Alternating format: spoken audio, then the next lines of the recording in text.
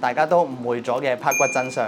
好多人以為拍骨一定要有聲先至叫有效，甚至仲會拎嚟衡量醫師嘅技術標準添。而事實上，兩者係咪真係有關係呢？人體嘅關節外面咧會有層滑膜咧咁樣覆蓋住嘅，就會形成一個關節囊。關節囊裡面有個空間咧叫關節腔，裡面有啲有潤滑作用嘅關節液。而當中咧就會包含咗一啲已經溶解咗嘅氣體，就例如二氧化碳呢啲啦。當做手法嘅時候，關節就會被牽拉，咁關節腔嘅空間咧就會突然間被撐大，壓力咧就會突然間下降。裡面嘅一啲碳酸啦就會好快聚集成一啲微小嘅氣泡，跳出嚟就會爆裂，可能會發出一啲聲響啦。另外一種情況就係肌腱、韌帶呢啲軟組織喺做手法嘅時候，喺骨頭上面摩擦或者滑動嘅時候咧，都有可能發出呢啲聲響嘅。所以正骨時候嘅聲響咧，一般嚟講其實都只係氣體釋放嘅聲響，並唔係由骨頭發出嘅，同療效咧其實係冇直接關係嘅。其實療效係應該根據症狀嘅緩解程度同埋關節活動幅度有冇改善去做判斷嘅，所以大家其實唔需要盲目追求拍骨聲㗎。我係上榕堂嘅梁君浩中醫師，如果中意我哋嘅迷思系列，歡迎留言俾我哋。